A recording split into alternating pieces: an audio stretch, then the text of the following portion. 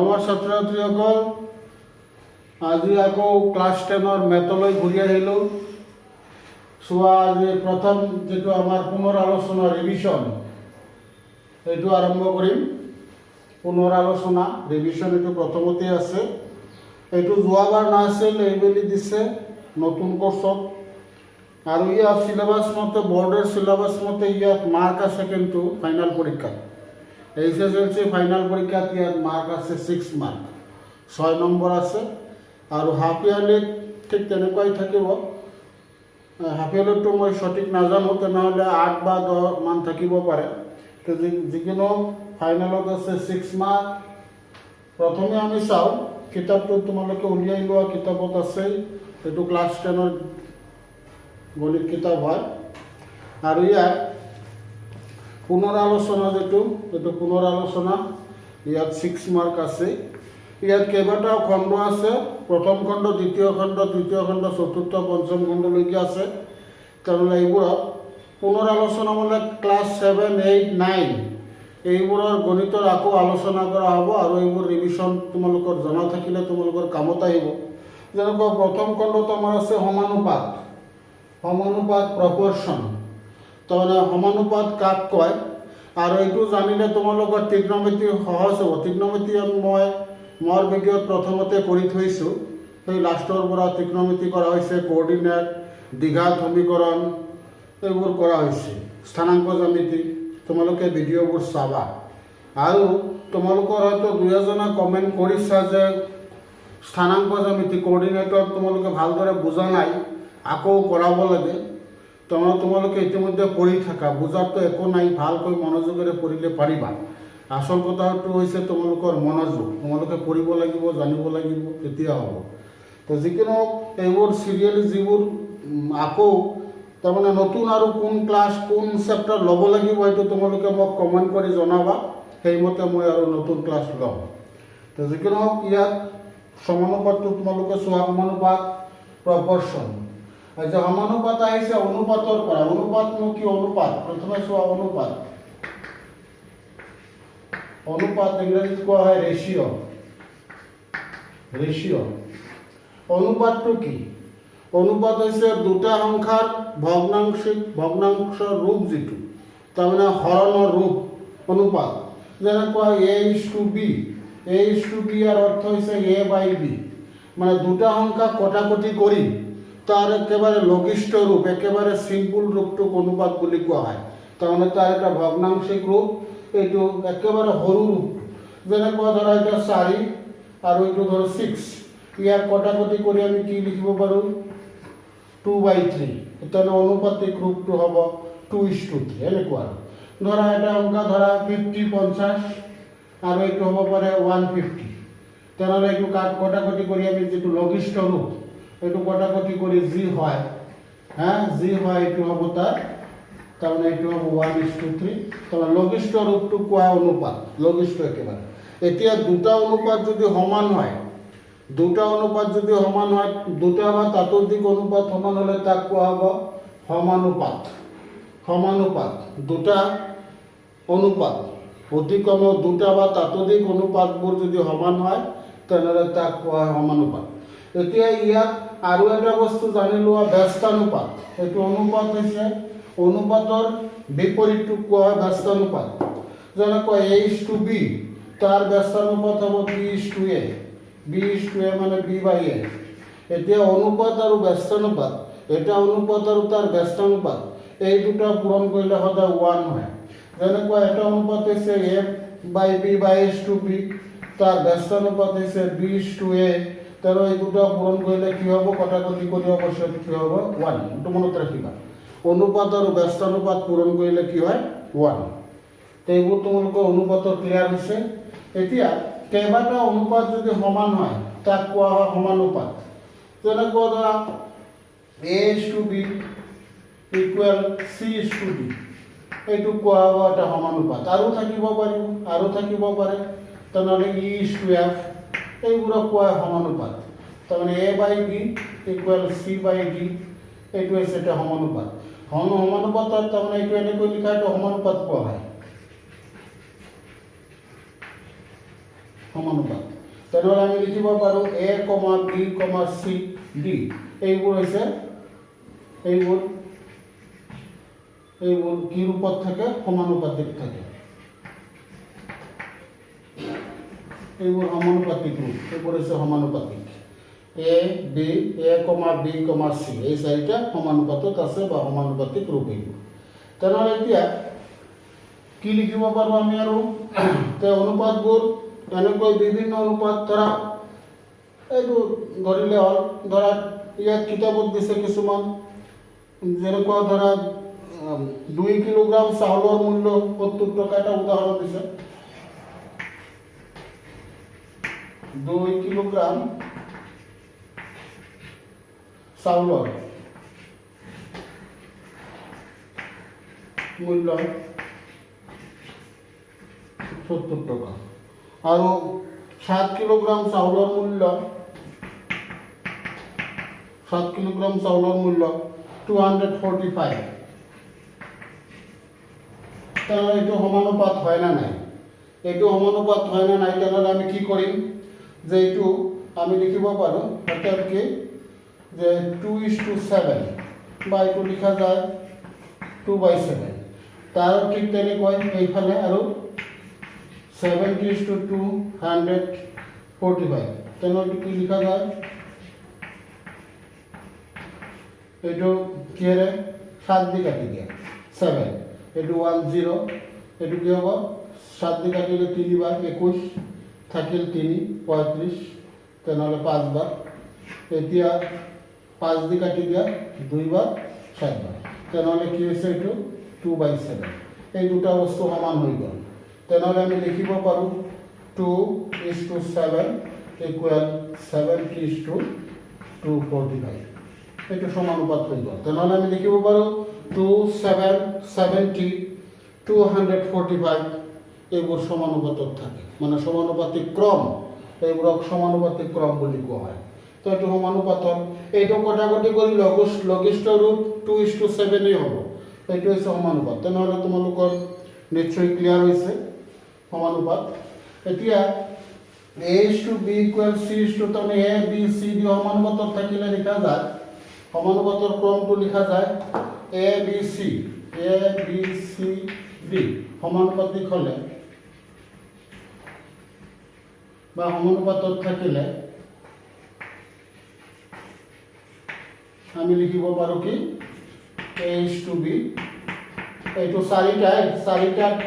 চাৰিটা পুটি ব্যৱহাৰ কৰা হয় এইটো নাইবা এইটো লিখা যায় A:B এইটো মানে ইকুৱেল C:, এইটো এটা সমানুপাত তেনেহলে সমানুপাত সম্বন্ধে আমাৰ হৈ গ'ল তোমালোকে বুজি পাইছাই সমানুপাত অনুপাত ব্যস্তানুপাত এইবোৰ মনত ৰাখিবা ব্যস্তানুপাত মানে তাৰ ওলোটা অনুপাত এইবোৰ আমাৰ জনা এতিয়া আমি আর ইয়াত এই খণ্ডত আর বিশেষ একো নাই ইয়াত আমি এক্সারসাইজত আহি এতিয়া ডাইরেক্ট এক্সারসাইজ আৰু এটা আছে সমানুপাতক আমি লিখিব পাৰো সমানুপাত মানে ভেৰিয়েশন বিচৰণ তাৰমানে x ভেৰিয়েশন y এইটো সমানুপাত হয় মানে এইটো প্ৰপৰশন বুলি কোৱা হয় x y বিচৰণটোকে এই বিচৰণটো প্ৰপৰশন বুলি কোৱা হয় বা সমানুপাত কোৱা হয় এইটো সমানুপাত হয় সমানুপাত বা প্ৰপৰশন ভেৰিয়েশন তেনেহলে ইয়াৰ অর্থ x বাড়িলে y বাড়িব y বাড়িলে x বাড়িব x বাড়িলে y বাড়িব y বাড়িলে x বাড়িব মানে এইটো বাড়িলে x কমিলে y কমিব ইয়াৰ অৰ্থ হৈছে x বাড়িলে y বাড়িব আৰু x কমিলে y কমিব আচ্ছা ইয়াত কিতাপত কিছুমান উদাহৰণ দিছে ধৰ এটা তালিকা দিছে এই ধৰণৰ বস্তুটো তোমালোকক বুজাই দিয়া হৈছে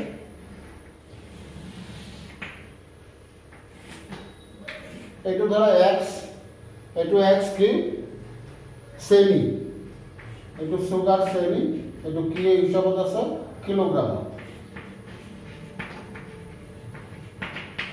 কিলোগ্ৰাম আৰু y ওয়াই আছে টকা, ওয়াই আছে টকা, ওয়াই মূল্য মানে টকা।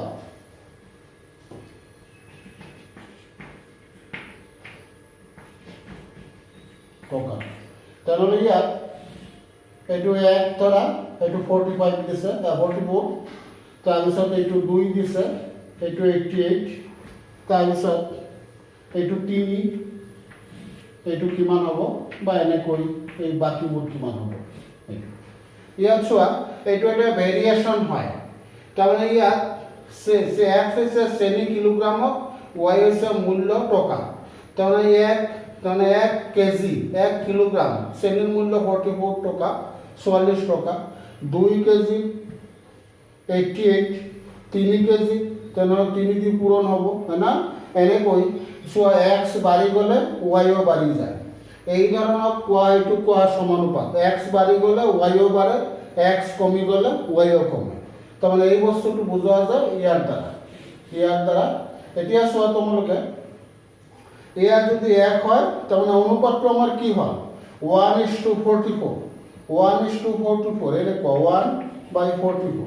এতিয়া চোৱা ইয়াক যদি 2 দি পূৰণ কৰোঁ 2 হ'ব 88, ইয়াক যদি 3 দি পূৰণ কৰোঁ 3 হ'ব, ইয়াক 3 দি পূৰণলে 3 4 গুণ 12, এইটো 12 13 এনেকুৱা হ'ব। ইয়াক যদি 4 দি পূৰণ কৰোঁ তেনেহ'লে ইয়াকো 4 দি পূৰণ কৰিব লাগিব, এইটো 16 17। তাৰমানে এইটো বাঢ়িলে এইটো, তাৰমানে এইবোৰৰ অন্তিম ৰূপ এইটো হ'বই, এনেকৈ বঢ়াই গৈ থকা, এইটো বঢ়াই গৈ যদি এইটো 10 হয় 10, ইয়াক যদি 10 দি পূৰণ কৰোঁ এইটো হ'ব 440, তাৰমানে এইটো কটাকটি কৰি তাৰ অন্তিম ৰূপ এইটো আহিবই। এই ধৰণৰ বস্তুবোৰক কোৱা হয় সমানুপাত, তাৰমানে এক্স ভেৰিয়েশ্যন ৱাই সমানুপাত। এইটো বুজি পাইছে? তেনেহ'লে এইটো উলিয়াৰ বুদ্ধি কি আমাৰ, যে ইয়াৰ পিছত কি হ'ব, ইয়াত 3 হৈছে, 3 এক্স 3 হ'লে ৱাই কিমান হ'ব, তেনেহ'লে এইটো 3 হৈছে, তেনেহ'লে ইয়াক 3 দি ফাৰ্ষ্ট যিটো অনুপাত আছে, প্ৰথম যিটো অন্তিম ৰূপ, অনুপাতৰ যিটো অন্তিম ৰূপ, ইয়াক যিমানে পূৰণ কৰিবা এইটো সিমানে হ'ব। ইয়াক 3 দি পূৰণ কৰিলে 3 হ'ব, ইয়াক 3 দি পূৰণ কৰিলে আমাৰ কি হ'ব, এইটো হ'ব 132। ইয়াক যদি 4 দি পূৰণ কৰা 4 হ'ব, ইয়াক 4 দি পূৰণ কৰিলে এইটো হ'ব, ইয়াক যদি 5 দি পূৰণ কৰা ইয়াকো 5 দি পূৰণ কৰিব, ইয়াক যদি 10 দি পূৰণ কৰা ইয়াক 10 দি পূৰণ কৰিব লাগিব, এনেকৈ গৈ থাকিব। এইবোৰক কোৱা হয় প্ৰত্যেকটা অনুপাতেই সমান, ইয়াক কোৱা হয় সমানুপাত। তাৰমানে এক্স ভেৰিয়েশ্যন ৱাই, এক্স বাঢ়িলে ৱাই বাঢ়িব, এক্স কমিলে ৱাইও কমিব, এইটো এক্স ভেৰিয়েশ্যন ৱাই, এইটো সমানুপাত বুলি কোৱা হয়। এতিয়া ইয়াৰ ব্যস্তানুপাত, ইয়াৰ ওলোটা, ইয়াৰ ব্যস্তানুপাত ইয়াৰ ওলোটা, ব্যস্তানুপাতৰ ইয়াৰ উদাহৰণ দিছে ব্যস্তানুপাতিক ক্ৰম। ব্যস্তানুপাতিক ক্ৰমটো হৈছে X inversely proportion, X inversely proportion Y, X ব্যস্তানুপাত ৱাই। তাৰমানে এইটো কেনেকুৱা, এক্স ইনভাৰ্সলি প্ৰপৰ্শ্যন ৱাই। এইবাৰ এক্স বাঢ়িলে ৱাই কমিব, এক্স বাঢ়িলে ৱাই কমিব, এক্স কমিলে ৱাই বাঢ়িব, ওলোটা। যে ৱাই যদি বাঢ়ে এক্স কমিব, ৱাই যদি কমে এক্স বাঢ়িব, মনত ৰাখিবা। এইবাৰ ক্ষেত্ৰত এক্স ইনভাৰ্সলি প্ৰপৰ্শ্যন ৱাই, তাৰমানে এক্স ব্যস্তানুপাত ৱাই, এইটো ইয়াৰ ক্ষেত্ৰত লিখিলে এক্স বাঢ়িলে ৱাই কমিব, তাৰপিছত এক্স কমিলে ৱাই বাঢ়িব, এইবোৰ মনত ৰাখিব। তেনেহ'লে তাৰ একটা এক্সাম্পল ইয়াত দিছে, এইটো তেনেহ'লে কি আমি লিখিব পাৰোঁ, এক্সাম্পল আমাৰ কিতাপ আছে অনুশীলনী, ইয়াত এইটো আমি এইদৰে লিখিব পাৰোঁ, তাৰ তালিকা এটা বনাই লোৱা।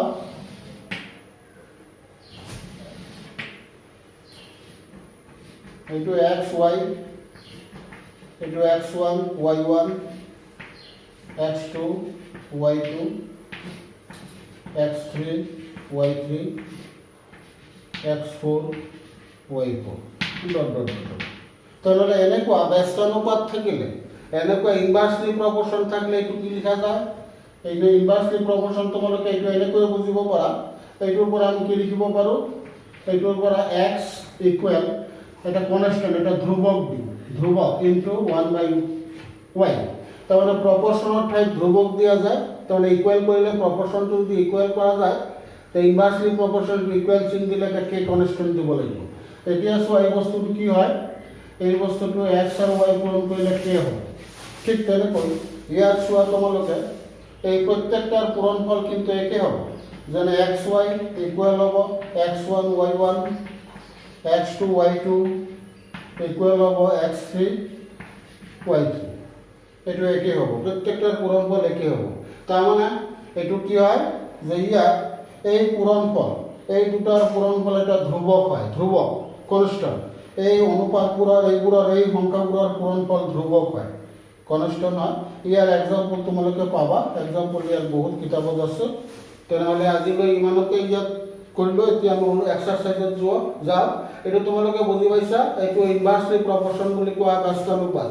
তাৰমানে এইটো লিখি দিয়া হৈছে এক্স বাঢ়িলে ৱাই কমিব আৰু এক্স কমিলে ৱাই বাঢ়িব, ইনভাৰ্স ওলোটা। এইটো মনত ৰাখিবা। তেনেহ'লে এনেকুৱা হ'লে কি হয়, এক্স আৰু ৱাইৰ পূৰণফল এটা কনষ্টেণ্ট ধ্ৰুৱক হ'বই। এক্স আৰু ৱাইৰ পূৰণফল ধ্ৰুৱক হ'ব, কনষ্টেণ্ট একটা স্থিৰ সংখ্যা হ'ব, স্থিৰ। এতিয়া আমি যাওঁ অনুশীলনী।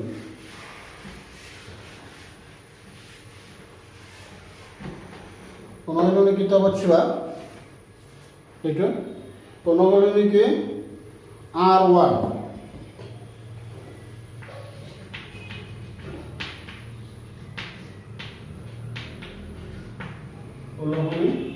অনুশীলনী R1 এক নম্বৰ।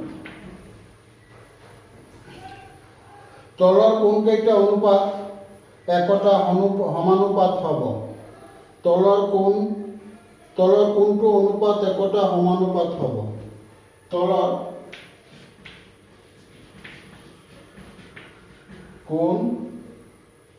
কোনটো অনুপাত?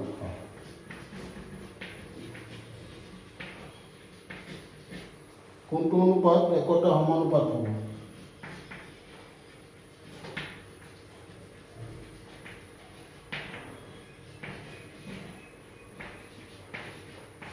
সমানুপাত বুজি পাইছে? সমানুপাত হ'বলৈ কমেও 4টা সংখ্যা লাগিব, 4টা আমাৰ পদ লাগিব, 4টা। ইয়াত এ নম্বৰ চোৱা, ইয়াত 4টা অংক দিছে এ বি চি ডি। তাৰমানে কোনটো সমানুপাত হ'ব? তলৰ কোনটো অনুপাত একতা সমানুপাত হ'ব? কোনটো সমানুপাত হ'ব? এ দিছে, এ আমাৰ দিছে 12:21, মানে দুটা অনুপাত 32:56। তাৰমানে এই দুটা অনুপাত সমান নেকি, সমানুপাত হয় না নাই? তোমালোকে এনেকৈ কৰিব পাৰা, এইটো 12:21, তাৰমানে 12/21। এইটো তোমালোকে 3 দি কাটি দিব পাৰা, এইটো 7 হ'ব, এইটো 4 হ'ব। তেনেহ'লে এইটো কি হ'ল 4/7। আৰু এইফালে লিখোঁ, এইটো হৈছে 32:56, 32:56। এইটো তোমালোকে 8 দি কাটি দিব পাৰা, এইটো 4 বাৰ, এইটো হ'ব 7। তেনেহ'লে এইটো 4/7, এইটো 4/7। তাৰমানে এই অনুপাত দুটা কি হ'ব? সমানুপাত হ'ব। তাৰমানে এইটো কি হ'ব? এটাকে কি হ'ব? এটাকে 12:21 সমান 32:56। তাৰমানে এইটো সমানুপাত হ'ব, এইটো সমানুপাত হয়, এটা সমানুপাত হ'ব। আৰু বাকী কেইটাকৈ পৰীক্ষা কৰিলে হ'ল, মানে অনুপাত দুটা সমান হ'লে তাক সমানুপাত বুলি কোৱা হয়, সমানুপাত হ'ব। তেনে এইটো হয়। এতিয়া আমি আৰু এটা চাওঁ, বি নম্বৰ এইফালে আছে বিটো চোৱা, এইটো 18:30 আৰু 14:21। ভেৰি চিম্পল, সকলোৱে পাৰিবা, সহজ আহিব। তাৰমানে ডাইৰেক্ট লিখিব পাৰোঁ, এতিয়া 18/30। তাৰমানে কটাকটি 6 দি কাটি দিয়া, এইটো 5, 2, 3, এইটো 5।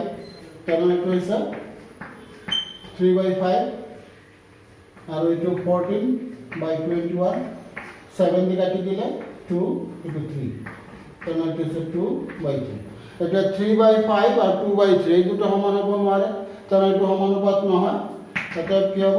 18:30 not equal 14:21 तर সমানুপাত নহয় এনেকৈ তোমালোকে পৰীক্ষা কৰিব পাৰা সমানুপাত নহয় এনেকৈ পৰীক্ষা কৰিলে হ'ল এইটো মুখে মুখে কৰিব পাৰিবা তাৰপিছত চি নম্বৰ আছে 22:33 আৰু 33:24 এইটো সমানুপাত নহয় তাৰপিছত ডি নম্বৰ আছে 24:28 আৰু 20:25 এইটো সমানুপাত নহয় তেনে ইয়াতে চাৰিটাৰ ভিতৰত কেৱল এ নম্বৰটো সমানুপাত হয় তো তোমালোকে বুজি পালে তোমালোকে বাকি দুটা নিজে নিজে কৰিব পাৰিবা সকলোৱে পাৰিবা হয় এতিয়া চোৱা 2 নম্বৰত কি চাও 2 নম্বৰ আছে তলৰ কোনবোৰ সংখ্যা ক্ৰমে সমানুপাতত থাকিব তাৰমানে সমানুপাতিক ক্ৰমত থাকিব তলৰ কোনবোৰ সংখ্যা সমানুপাতিক ক্ৰমত থাকিব বা ক্ৰমে সমানুপাতত থাকিব 2 নম্বৰ তলৰ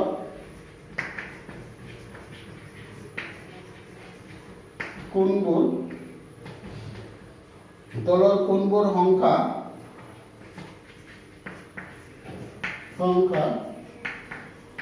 ক্ৰমে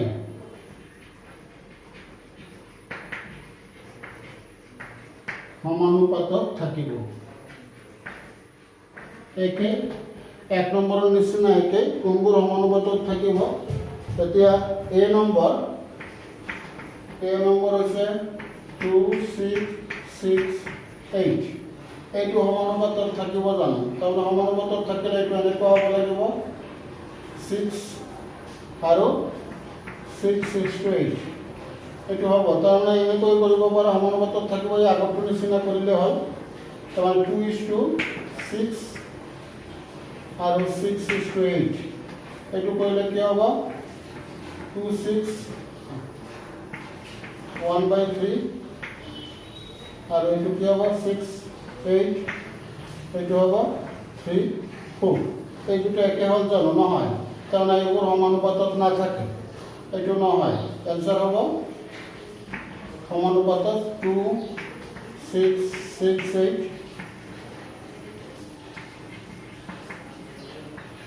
সমানুপাতত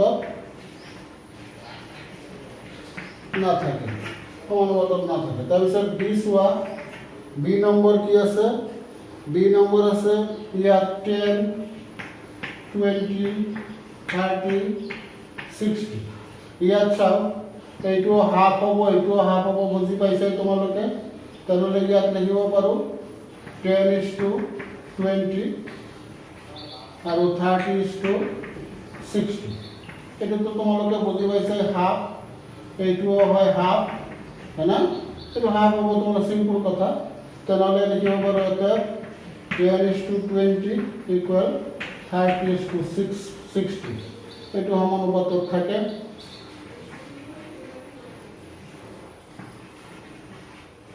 সমানুপাতত থাকিব এইটোৱে এনসাৰটো পাৰিবা এনেকৈ তোমালোকে তাৰপিছত চি ডি এইবোৰ প্ৰত্যেকেই পাৰিবা তাৰপিছত চি নম্বৰ ভেৰি চিম্পল এইবোৰ সহজ এইবোৰ পাৰিব লাগিব টেনত পৰা যিহেতু তোমালোকে এইবোৰ পাৰিব লাগিব চি নম্বৰ চোৱা P Q comma P square Q আৰু কিউ স্কোয়াৰ এই চাৰিটা পদ সমানুপাতত থাকিব নেকি তোমালোকে এনেকৈ পৰীক্ষা কৰিলে হ'ল পি কিউ আৰু সিৰিয়ালি ক্ৰম কৈছে যিহেতু ওলট পালট কৰিব নোৱাৰিবা তো চাও এইটো পি কিউ আৰু দিলে হ'ল এইটো হ'ব পি স্কোয়াৰ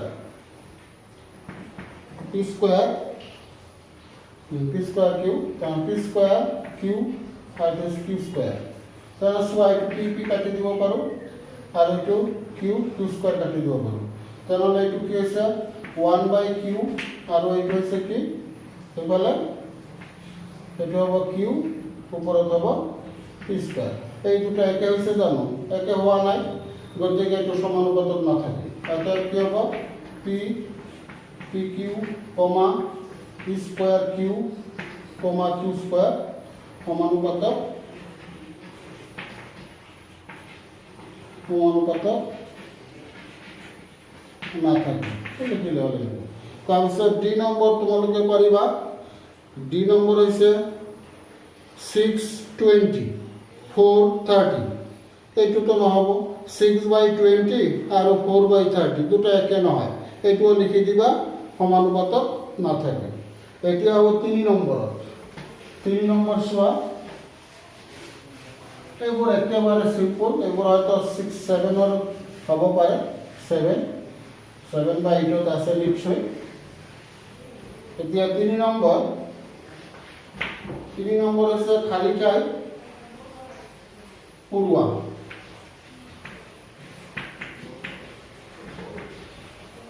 খালী ঠাই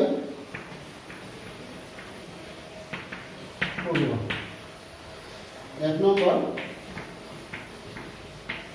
বৃত্তৰ কালি। বৃত্তৰ কালি A equal pi r square. আচ্ছা, বৃত্তৰ কালি পাই r স্কোয়াৰ তো জানাই তোমালোকে সকলোৱে। বৃত্তৰ কালি, বৃত্ত মানে সাৰ্কেল, বৃত্ত, এইটো বৃত্ত যদি হয়, এই বৃত্ত ঘূৰণীয়া বৃত্ত। বৃত্ত মানে বৃত্তৰ ডেফিনেশ্যন হৈছে ঘূৰণীয়া ৰিংটো। ঘূৰণীয়া ৰিংটো মানে বৃত্ত। আৰ বৃত্তই যিমানখিনি ঠাই দখল কৰিছে তাক কোৱা বৃত্ত ক্ষেত্ৰ বা বৃত্তৰ কালি। বৃত্তৰ এইটো হৈছে ব্যাসাৰ্ধ r বুলি কোৱা হয়। তেনেহ'লে বৃত্তৰ কালি A যদি হয়, তাৰ কালি হ'ব পাই r স্কোয়াৰ। বৃত্তৰ কালি পাই r স্কোয়াৰ। পাই ইয়াত হৈছে এটা কনষ্টেণ্ট, ধ্ৰুৱক। বৃত্তৰ কালি তেনেহ'লে পাই কি বস্তু? পাই হৈছে c/2 বা c/d। c/d হৈছে পাই, এইটো পাই বুলি কোৱা হয়। যিমান বৃত্ত আছে সকলো বৃত্তবোৰৰ সাৰ্কমফাৰেন্স, পৰিধি হৰণ ব্যাস, এইটো d বুলি কোৱা হয়। b পৰিধি হৰণ ব্যাস, তাক কোৱা হয় পাই, পৰিধি হৰণ ব্যাস। তেনেহ'লে মোটামুটি পাই যদিও অপৰিমেয় সংখ্যা, পিছত পৰিমেয় বুলি ধৰি লোৱা হৈছে। পাইৰ মান হৈছে 22/7। 22/7 তেনেহ'লে কনষ্টেণ্ট সংখ্যা। যি বৃত্ত সৰু হওক ডাঙৰ হওক, সেই বৃত্তৰ পৰিধি হৰণ সেই বৃত্তৰ ব্যাস, তেতিয়া হ'ব পাই। তেনেহ'লে ইয়াত চোৱা, ইয়াত বৃত্তৰ কালি A সমান পাই r স্কোয়াৰ। তেনেহ'লে ইয়াত কি বস্তু দিছে? ইয়াত 1 নম্বৰ দিছে, যদি A বাঢ়ে তেন্তে খালী ঠাই পূৰোৱা কৈছে। যদি A বাঢ়ে তেন্তে আৰ কি হ'ব? খালী ঠাই। আৰু যদি আর কমে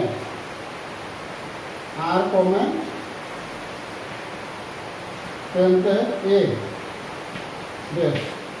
আচ্ছা, যদি A বাঢ়ে তেন্তে আর বাঢ়িব। যদি A বাঢ়ে, যদি বৃত্তৰ কালি বাঢ়ে, তেনেহ'লে তাৰ ব্যাসাৰ্ধ বাঢ়িব লাগিব। বৃত্তৰ তাৰমানে পাইতো নাবাঢ়ে, পাই ফিক্সড মান, ফিক্সড। A যদি বৃত্তৰ কালি যদি বাঢ়ে, তেনেহ'লে আর বাঢ়িব লাগিব। আর বাঢ়ে তেন্তে আর বাঢ়ে। যদি আর কমে তেন্তে কালি পদ, যদি আর কমে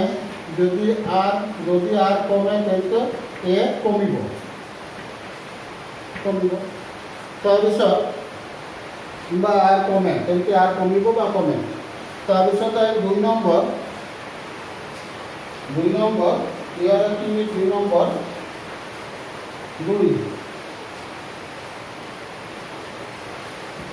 2 নম্বৰ চোৱা, এখন গাড়ীৰ ভ্ৰমণৰ সময় T আৰু দূৰত্ব D সম্বন্ধটো তলৰ তালিকাত দিয়া ধৰণৰ। তো 2 নম্বৰ এটা অংক, এখন গাড়ীৰ ভ্ৰমণৰ সময়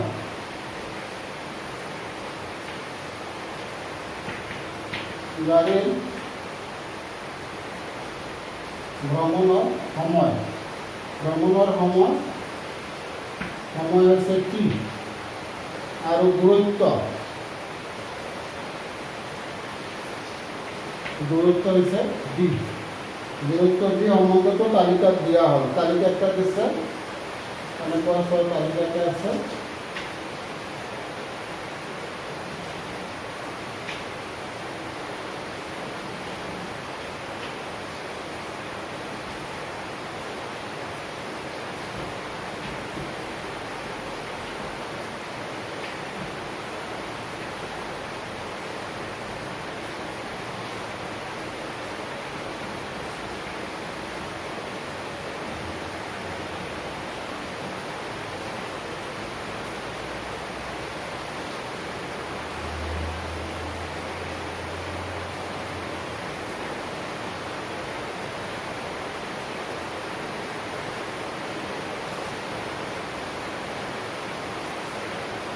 তাৰমানে ইয়াত চোৱা ইয়াত এখন গাড়ীৰ ভ্ৰমণৰ সময় টি আৰু দূৰত্ব হৈছে ডি।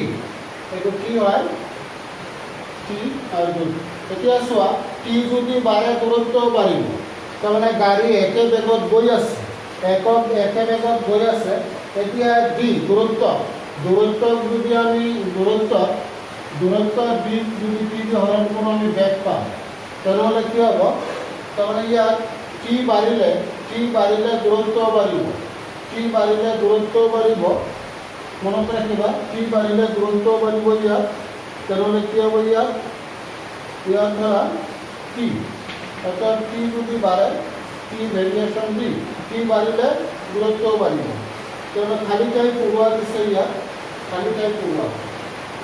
আচ্ছা এ দিছে টি আৰু ডিয়ে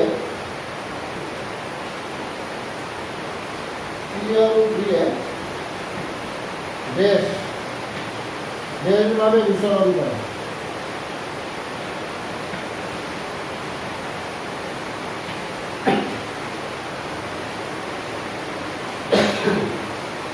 ডি টি ইকুৱেল 6 হ'লে ডি ইকুৱেল কি হ'ব? তাৰপিছত চি ডি ইকুৱেল 28 হ'লে চি ইকুৱেল ডি। তাৰপিছত ডি ইকুৱেল 36 হ'লে চি ইকুৱেল ডি। এতিয়া চোৱা এইবোৰ আমাৰ প্ৰশ্ন। এতিয়া আমি ইয়াৰ পৰা গম পালোঁ যে টি বাঢ়ি গৈ আছে, ডিও বাঢ়ি গৈ আছে।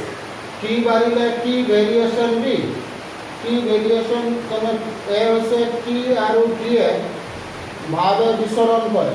ক্লিয়াৰ? মানে ডাইৰেক্ট প্ৰত্যক্ষভাৱে এইটো কোৱা ডাইৰেক্ট আৰু ডাইৰেক্ট। কাৰণ টি বাঢ়িলে ডি বাঢ়িব, এইটো প্ৰত্যক্ষ কোৱা হয়। প্ৰত্যক্ষভাৱে বিচৰণ কৰে। তো এটা বাঢ়িলে আনটো বাঢ়িব, এটা কমিলে আনটো কমিব। তোমালোকে লক্ষ্য কৰা ইয়াৰ পৰা যে ইয়াত টি যদি ইয়াত 1 ছেকেণ্ড হয় আৰু সময় যদি 4 মিটাৰ হয়, এইটো 1 ছেকেণ্ড, এইটো 4 মিটাৰ। তো সময় বাঢ়ি গ'লে দূৰত্ব বাঢ়িব। বাঢ়ি আছে এনেকৈ চোৱা, এইটো 2 হ'লে ইয়াত 2 গুণ কৰিলে ওপৰে তলে 2 দি পূৰণ কৰা, তেনেহ'লে 2 আৰু 4 হ'ব 8 হ'ব। ইয়াত 3 দি পূৰণ কৰে 3 হ'ব, ইয়াত হ'ব 12। ইয়াত 4 দি পূৰণ কৰে 4, ইয়াত 4 দি পূৰণ কৰে 16 হ'লে কি কৰা? ইয়াত 5 দি পূৰণ কৰে, ইয়াত 5 দি পূৰণ কৰে 20 হ'ব। এই 6 মানে ইয়াত 6 দি পূৰণ কৰা হৈছে, তেনেহ'লে ইয়াত 6 দি পূৰণ কৰে, তেনেহ'লে কি হ'ব? 24 হ'ব। এইটো 28 মানে তাত 4 গুণ কমাই দিব লাগিব। ইয়াত 4 দি হৰণ কৰিলে এইটো পাম, তো 4 দি হৰণ কৰিলে 7 পাম। এতিয়া তাৰ পৰৱৰ্তী হ'ব এইটো 7ৰ পিছত হ'ব 8 ক্ৰম হিচাপে 8ক 4 দি পূৰণ কৰিলে 32 হ'ব। তেনেহ'লে এইটো 36 হৈছে, তাৰ 4 গুণ কম কিমান? 4 গুণ কম কিমান হ'ব? 36ক 4 দি হৰণ কৰিলে কি হ'ব? এইটো 9 হ'ব। এনেকুৱা 9। তেনেহ'লে এইটো ইয়াৰ বুদ্ধি কি? এইটো ইয়াৰ বুদ্ধি তোমালোকে পাবা। সেইটো ডাইৰেক্ট ভেৰিয়েশ্যন হৈছে বা তালিকা চাহী কৰা যায়। কৰা যায় যে এনেকৈ বাঢ়িছে, তোমালোকে লক্ষ্য কৰিছা। তেনেহ'লে এইটো কিমান বাঢ়িছে? ইয়াৰ 4 গুণ বাঢ়িছে। কাৰণ মেইন তাৰমানে প্ৰধান অনুপাতটো, প্ৰথম অনুপাতটো কি হৈছে? 1:4 এনেকুৱা 1:4, তাৰমানে 1/4। ইয়াত যিমানেৰে পূৰণ কৰিবা, ইয়াত যিমানেৰে পূৰণ কৰে একে হ'ব। ইয়াত যদি 4 দি পূৰণ কৰে, ইয়াত 4 দি পূৰণ কৰিব লাগিব, তেনে 16 হ'ব। ইয়াত যদি 6 দি পূৰণ কৰা, তেনেহ'লে 6 দি পূৰণ কৰিব 24 হ'ব। ঠিক তেনেকুৱা টি আৰু ডিয়ে প্ৰত্যক্ষভাৱে বিচৰণ কৰে, ডাইৰেক্ট বিচৰণ, ডাইৰেক্ট ভেৰিয়েশ্যন। তাৰমানে টি যদি 6 হয়, তেনেহ'লে ডি কিমান? টি 6। টি যদি 1 হয়, তেনেহ'লে ডি হয় 4। এই যদি 6 দি পূৰণ কৰে, ইয়াকো 6 দি পূৰণ কৰে, তেনেহ'লে কি হ'ব? ইয়াত 6 দি পূৰণ, ইয়াত কি হ'ব? এইটো 4 দি পূৰণ কৰিব লাগিব। 4 ইয়াত টিৰ 4 গুণ হৈছে ডি। তেনেহ'লে টিৰ 4 গুণ, ইয়াত 4 দি পূৰণ কৰিলে হ'ল 24। তাৰপিছত ডিক 4 দি হৰণ কৰিলে হ'ল, 4 দি হৰণ কৰিলে হ'ল, কিমান হ'ব? 4 দি হৰণ কৰিলে 7। ইয়াত ইয়াত 4 দি হৰণ কৰিলে কিমান হ'ব? 9। এনেকুৱা সেই বস্তুটো আহিব। আৰু তোমালোকে যদি বেলেগকৈ বনাই 'ল'ব পাৰা, তেনেহ'লে কি হ'ব? বেলেগকৈ বনালে কি হ'ব? এইটো এই ভেৰিয়েশ্যনটো এই ভেৰিয়েশ্যনটো কি হ'ব তাৰমানে এইটো এই বস্তুটো সেইটো বেলেগকৈ পূৰণ কৰাৰ দৰকাৰ নাই আমাৰ তাৰপিছত আৰু এটা থাকি গ'ল 4 নম্বৰ এই 4 নম্বৰটো কৰি দিছোঁ 4 নম্বৰটো চোৱা সৰু আছে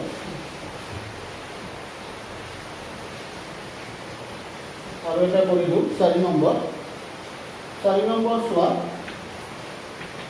যদি পি প্ৰপৰ্শ্যন ডাইৰেক্ট প্ৰপৰ্শ্যন টু ডাইৰেক্ট হয় প্ৰত্যক্ষ আৰু পি ইকুৱেল 6 তাৰপিছত হ'লে কিউ ইকুৱেল 30 তেতিয়া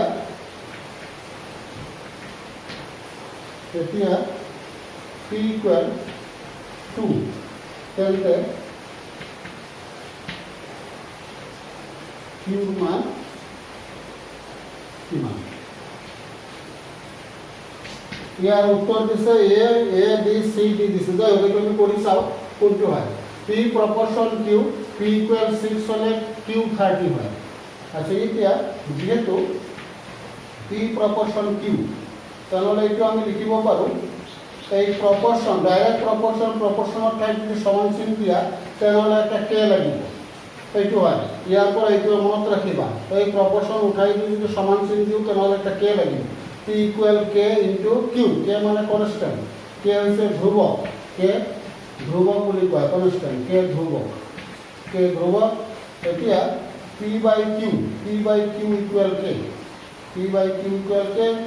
তেনেহ'লে পিৰ মান বহাই দিয়া পিৰ মান কিমান 6 পিৰ মান 6 কিউৰ মান 30 কে তেনেহ'লে কে ইকুৱেল এইটো কটাকটি কৰিলে 1/5 কেৰ মান হৈছে 1/5 মনত ৰাখিবা কেৰ মান 1/5 তেনেহ'লে আমাৰ কি লাগে এইবাৰ পি ইকুৱেল 2 তেনেহ'লে কিউ কিমান আকৌ পি কিউ পি বাই কিউ ইকুৱেল কে এইবাৰ পিৰ মান কি 2 তেনেহ'লে কিউ কিমান কেৰ মান বহাই দিয়া 1/5 তেনেহ'লে কি হ'ব এতিয়া পি ইকুৱেল কে তেনেহ'লে এনচাৰ আমি বিচাৰোঁ এনচাৰ কি হ'ব এ বি চি ডি তেনেহ'লে এনচাৰ হ'ব আমাৰ চি মানে কিমান কে তেনেহ'লে তোমালোকে এইবোৰ ভালকৈ চাবা একেবাৰে সহজ মোৰ ভিডিঅ'বোৰ ভালকৈ চাই থাকিবা আৰু অসমৰ দূৰ দূৰণিলৈ মোৰ ভিডিঅ'বোৰ তোমালোকে ছাবস্ক্ৰাইব কৰিবলৈ সকলোকে ক'বা শ্বেয়াৰ কৰিবা যাতে বহুত দূৰ সকলোৱে পাই এই ভিডিঅ'বোৰ পঢ়ি পেলাই উপকৃত হয় আজিলৈ ইমানতে ধন্যবাদ